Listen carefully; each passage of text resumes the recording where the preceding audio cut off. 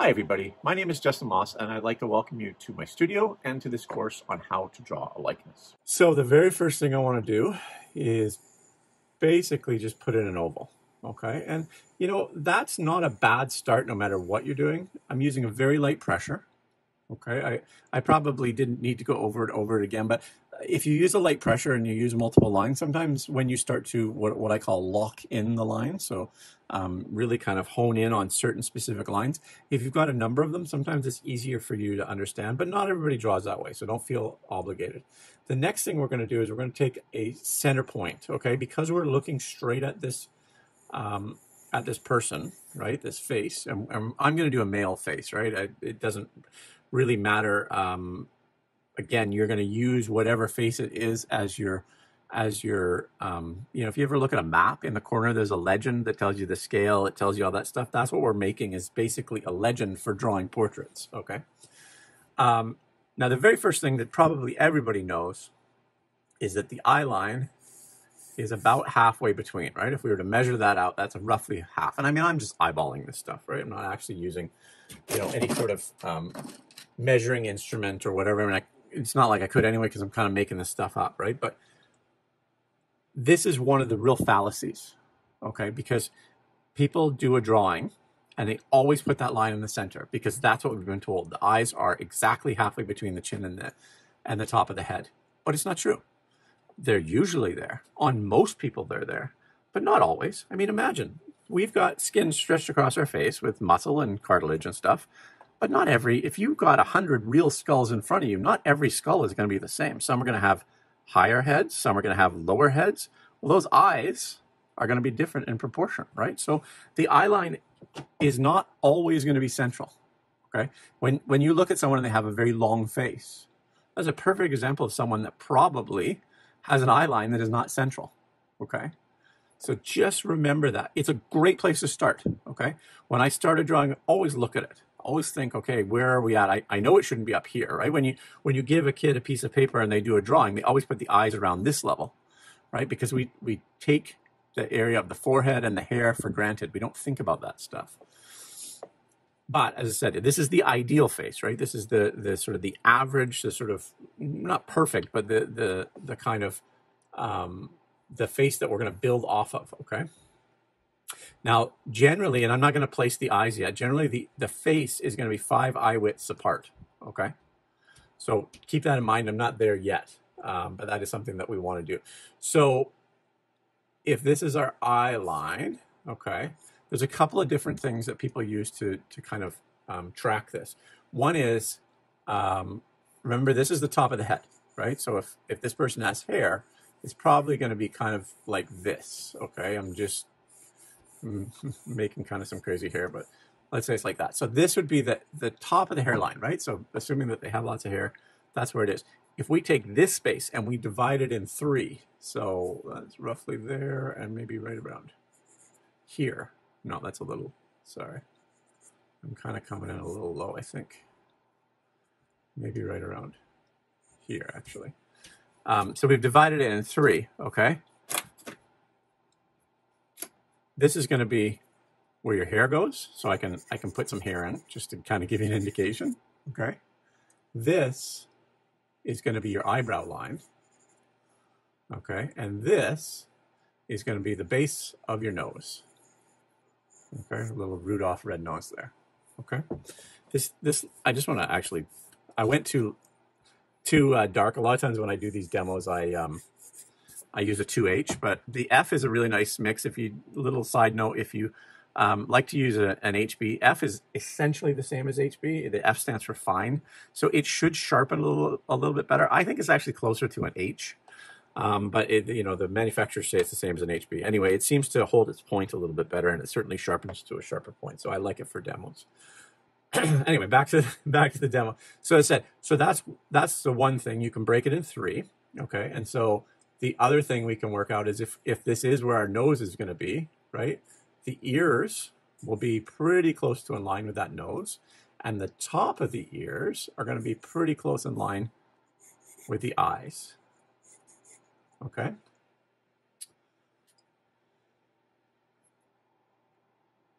To place the eyes, generally, the nose is pretty close to an eye width apart. And if we track a line up here to this eye line, okay, and we use that same eye there, then that also gives us the eye space, right? Very simple. I'm going to continue to erase some of these lines as I go, just because they will potentially be distracting. But you've seen them there, you know why they're there. I just want to throw a little bit of a hairline in. Okay.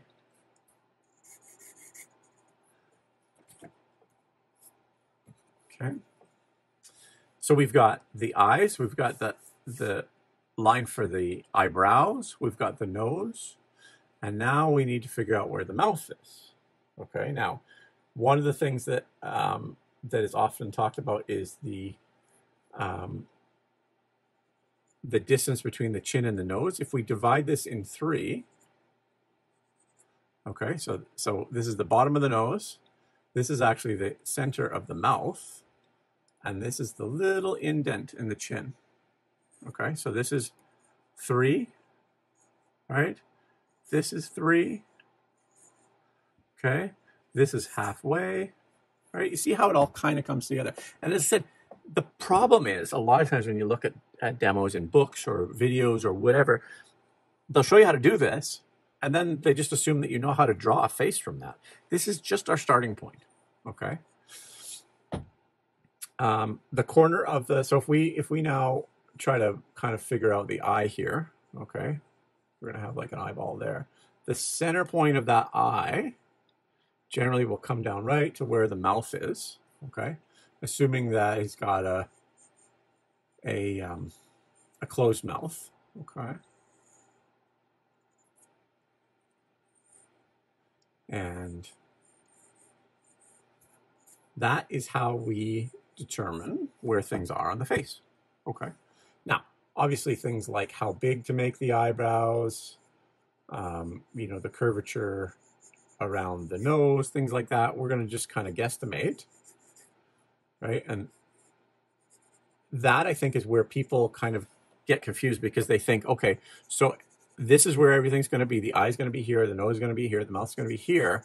And then what makes us look like us is the shapes of these things. But it's actually not true. What makes us look like us is the placement of our features. There's nothing more important than where the features are, okay?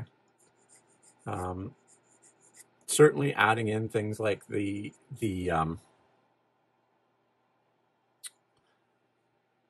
shape of a nose, the curve of a lip, that sort of thing is important.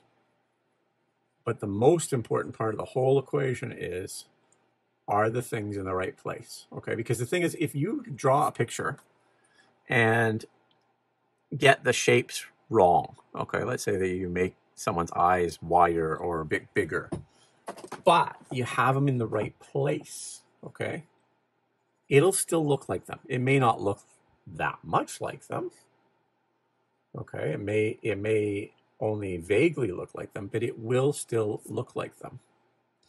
And that's crucial. Whereas if you do a drawing and you get all the features right, okay, and you have them in the wrong place, it won't look like that person anymore, okay?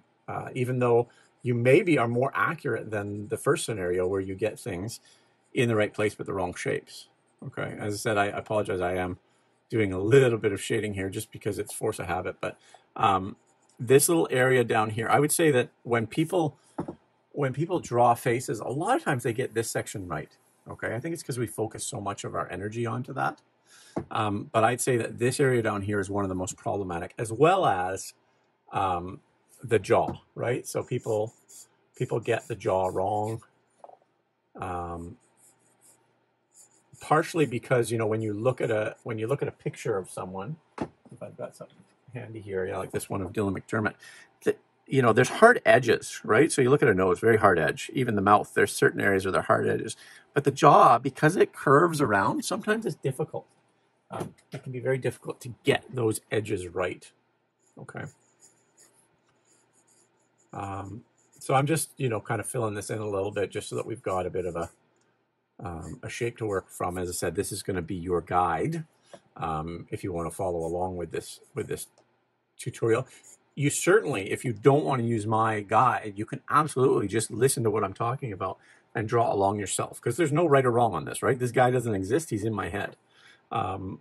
So it's not like you need specific reference to get this right, okay? We're just kind of making this up. And so if, you know, there's no reason why you can't just make this up too, as long as you, I was going to say, as long as you follow along with this guideline of, you know, I'm just sharpening my pencil.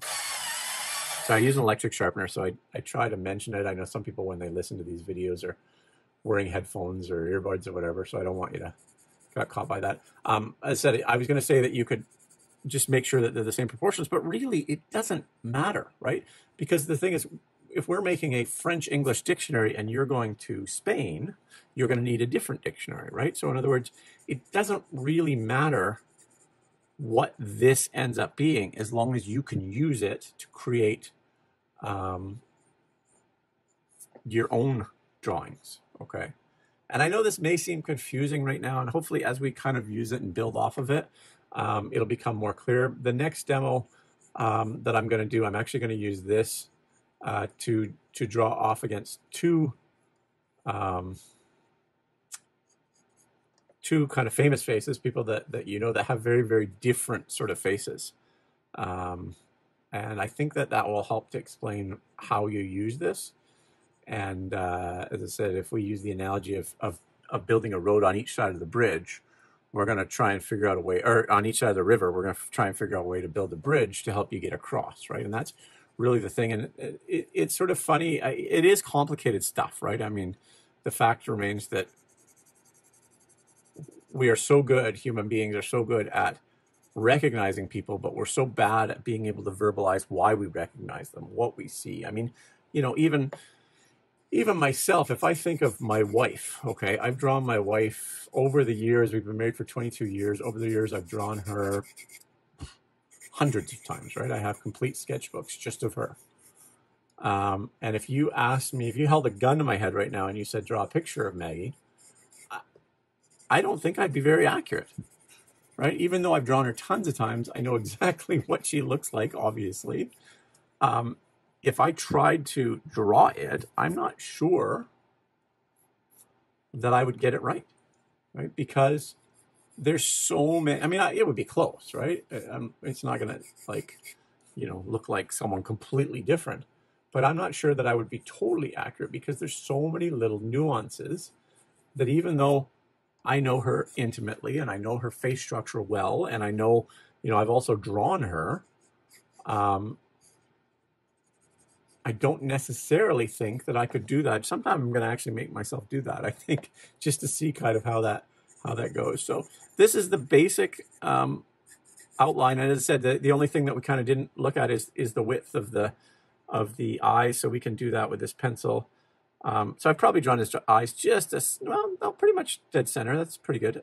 So I was going to say this eye probably could be just a little bit over, if you're ascribing to the idea that a head is 5 eyes across. There's probably just a little bit of extra room in there that I drew. But these lines match up. These lines match up, right? If we go down here from the philtrum to there is about halfway. Here to here in thirds, that looks good. This area here is pretty much dead center, right? We go this line here, this line here, this line here. There's a third, a third, a third, right? So all of these things kind of have made sense, and that is it. The only other thing when I'm doing a drawing, one thing that and this is also what I see from other people, right? You've got people are good about building the planes like down here, right? That this kind of curves around. And I'm not shading, but I'm just sort of showing you some of the planes in the face.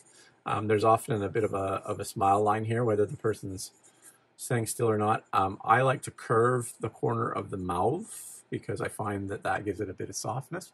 And then the other thing that often gets neglected is the forehead, right? Someone will do like a really nice drawing and up here is like nothing, or it's just one basic tone.